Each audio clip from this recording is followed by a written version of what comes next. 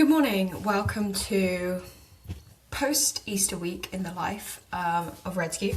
Today I'm packing up the Easter orders, so I thought I would do some more Q&A questions. So at the moment I am packing our RED-Scue jars. So these are our jars. They're perfect for at home, and then we have our bars which are more on the go for fueling, for work, and then these are perfect, and we provide a little spoon to have them with. It's almost like a better overnight oats without all the overnight oats falling out, and they last significantly longer outside the fridge than overnight oats. But anyway, yeah, over Easter had some time away, and I thought I'd come back and talk a little bit more about relative energy deficiency in sport, talk about my experience with it and what it really is. So in essence, relative energy deficiency in sport is not just in sport. And REDS is a word that it's been thrown around a lot, but in essence, it's when you're over expending for the amount that you're eating and you're fueling. For me, I first had REDS 5 years ago now, so long ago. I was a Spanish national athlete and I was training, and I had I moved back from Spain to the UK and I had a very toxic coach. It was very much, he had a star pupil, you needed to be like that star pupil, you needed to look like that star pupil, you needed to reach the times of the star pupil, and if you didn't, you weren't invited to the special sessions outside of the usual sessions. And as someone who had just moved, I really wanted to make friends. I really wanted to make a good impression, and I had been I'd joined like an agency who were looking for D1 scholarships for me, and I needed to meet specific times for the 1500, for the 800, and so I was training for that. And then COVID happened, and it gave me the perfect opportunity to prove my worth. And so I would go out every day during COVID. We were allowed to go out once a day in the UK, and then when the second COVID happened, which was about 6 months later, I just used to go out and run for about 2 hours a day. And I do speed sessions, I do fartlek, I do any type of running really to get faster. And when I went back to training after COVID, I was meeting his star pupils' times. I was set for my D1 verbal commitment. I was looking at Loughborough Uni as like a potential second option in the UK.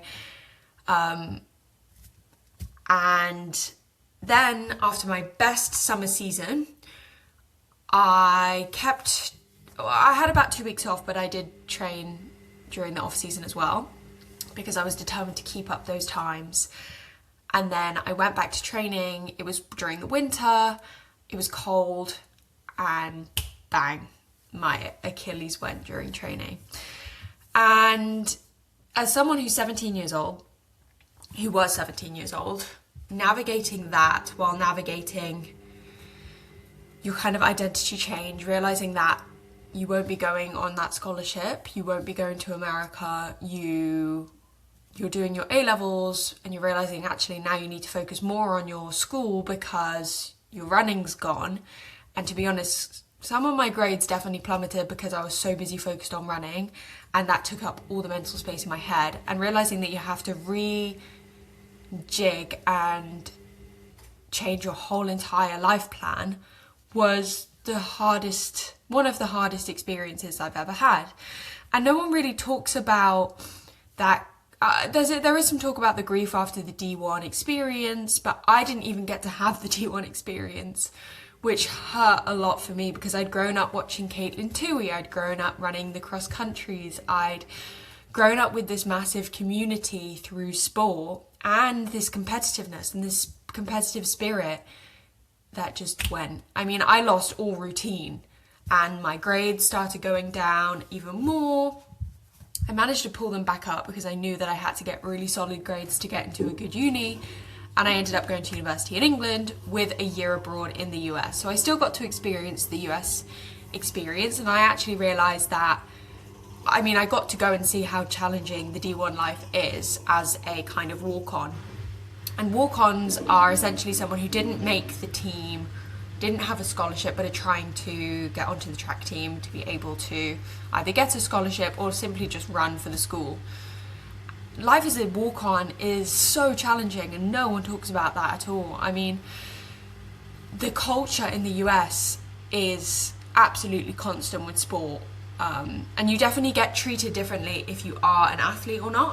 I went to a D1 school, and all the athletes are treated very, very, very differently, and you're treated with almost more respect. There's something called NARCs, which are non-athletic regular people, which is the first I'd ever heard of it. So there is quite a disconnect between the athlete D1 person and the non-athlete in the US college system, and that was really hard for me to navigate, and I found that really difficult because I think it's so important to have friends who aren't in the sports space, because they really bring that clarity and that element that sport isn't your entire life, and it shouldn't be, and it shouldn't need to be, because when something happens where your identity gets massively shifted and you can't do that sport anymore, you have to realize the amazing other things that you have in your life, or the kind of skills and qualities that you can hone and take from your sporting life into kind of reality. So I went to America for that 1 year, got to experience the culture, came back, and I found it really hard settling back into university life again. I'd had kind of a year at uni, a year in America, a year at uni, and I came back and I got quite obsessed with sport again. I got obsessed with road cycling because it was a way that I felt the calmest. I could go out, and for the first time I wouldn't have all those thoughts and feelings, and to be honest, I hadn't dealt with the mental impact of what had happened the 3 years prior with my Achilles, and it came back to kind of overwhelm me when I came back from America, because I'd seen the culture of what I could have had, and that was really difficult to kind of reason with, that I was never going to get that experience for myself, as selfish as that sounds. And I think I saw the community that people had got from having that team sport and that team spirit, and it really pained me. So I came back and I kind of went back into overtraining, and as if I were an athlete competing, and I never stopped. And in the November of 2024, I re-tore the same Achilles.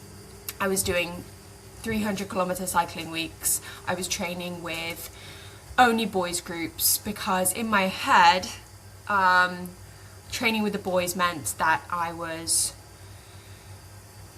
training at the highest possible standard that I could.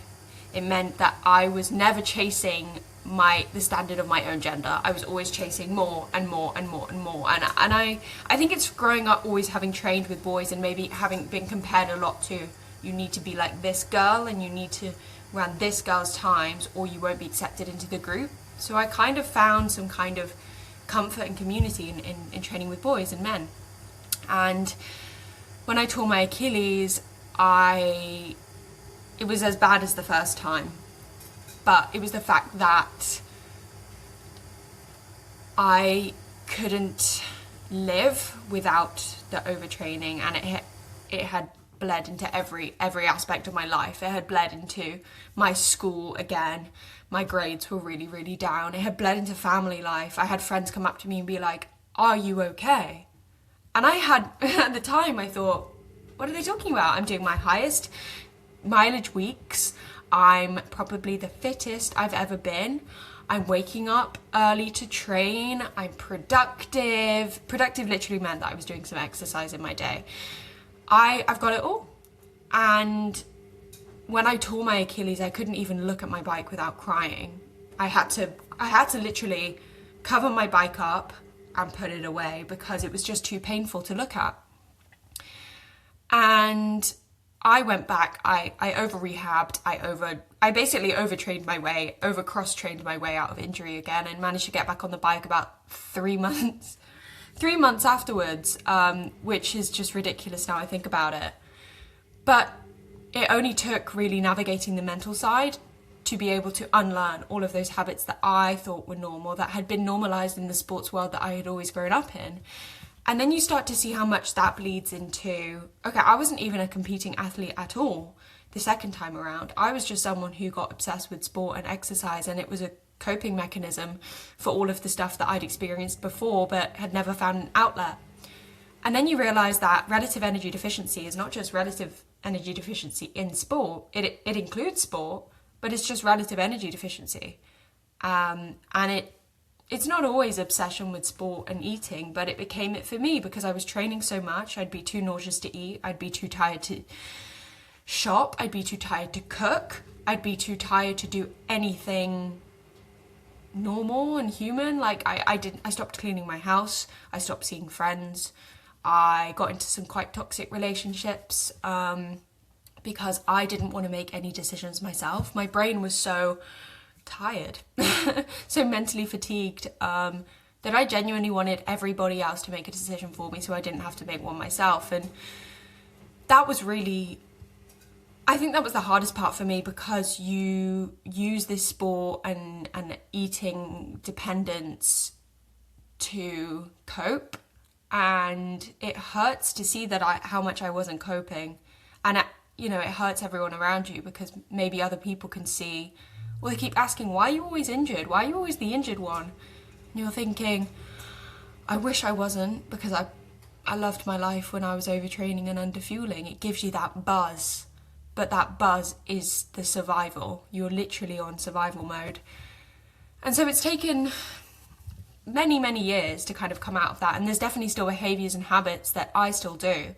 But the whole reason for starting RED-Scue was because the advice was to eat more and train less.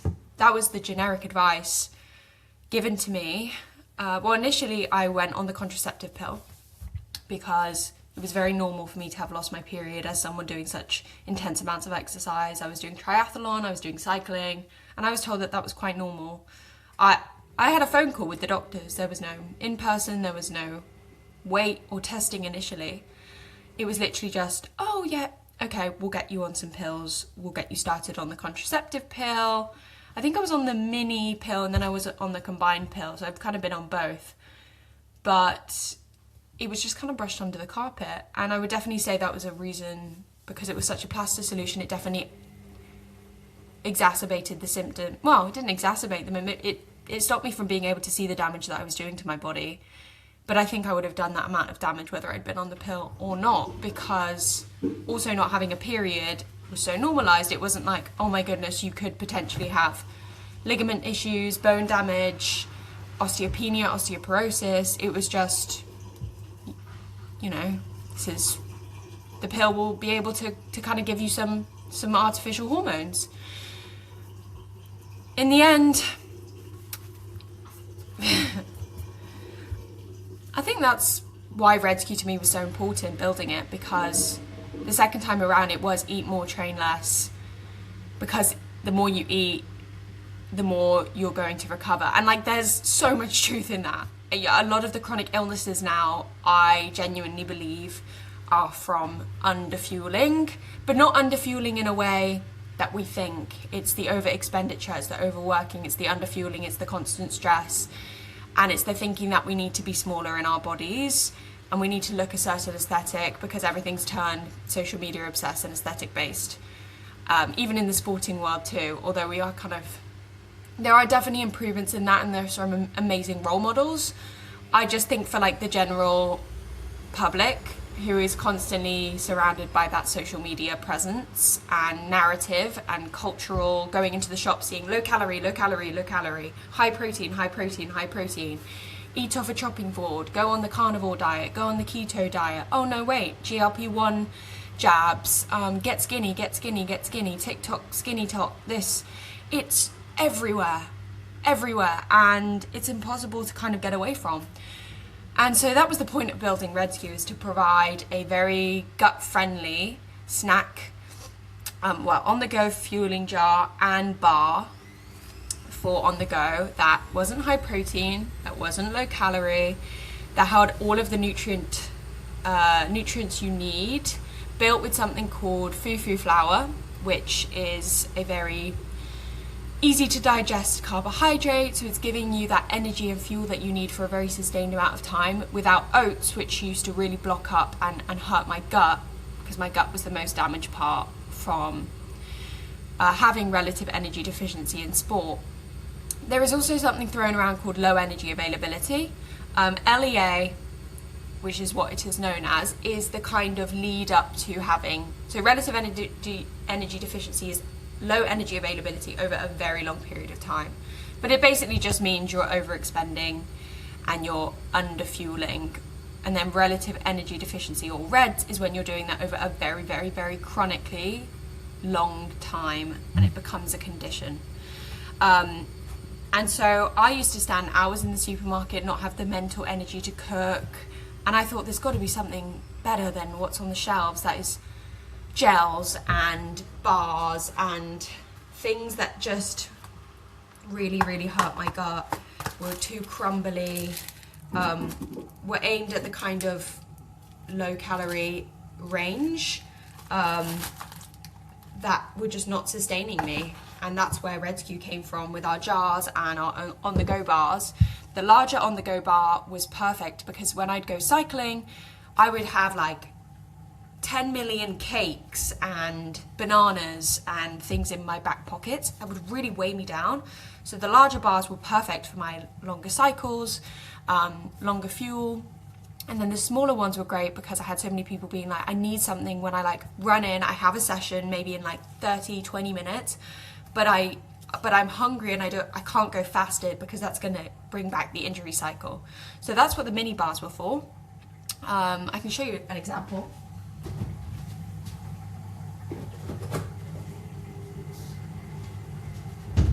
So we have our mini bars here, which were absolutely perfect for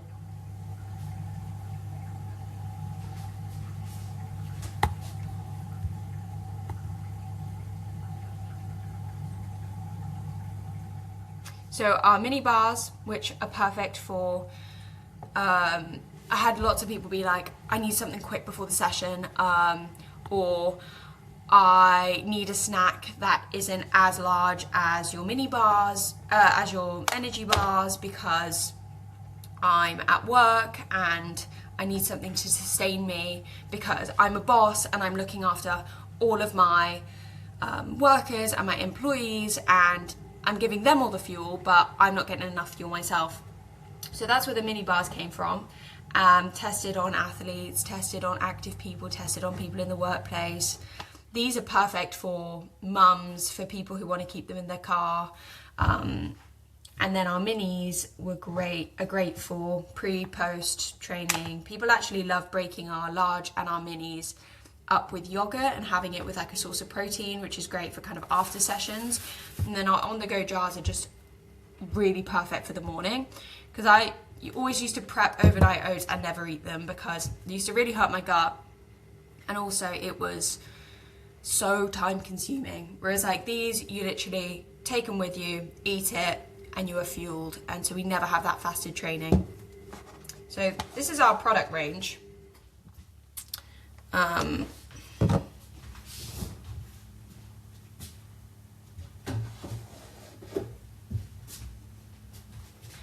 Because I was just sick of living off of it was essentially airy food. I was sick of living off airy food. What do I mean by that? Airy food is foods that are low calorie, and you eat them and you're not full, and you eat them again and you eat more and you eat more, and you're like, well, if I had just had something very filling that could have just had like a RED-Scue bar, something nutrient dense, functional fuel, then I wouldn't have needed to have 20 of the low calorie snacks that they really damaged my gut. Things like low calorie bars, gels. This is not a slander against any gels, but they just really didn't work for me because of the very high glycemic quantity in them, and the fact they use maltodextrin, and that was just really, really quite harmful for me. It obviously depends, each person is very individual, but the number one thing that we get told and the thing that makes me so happy is, wow, like, to be honest, I'm going to read some of the testimonials that we've had because they literally make me want to cry in a good way. So we have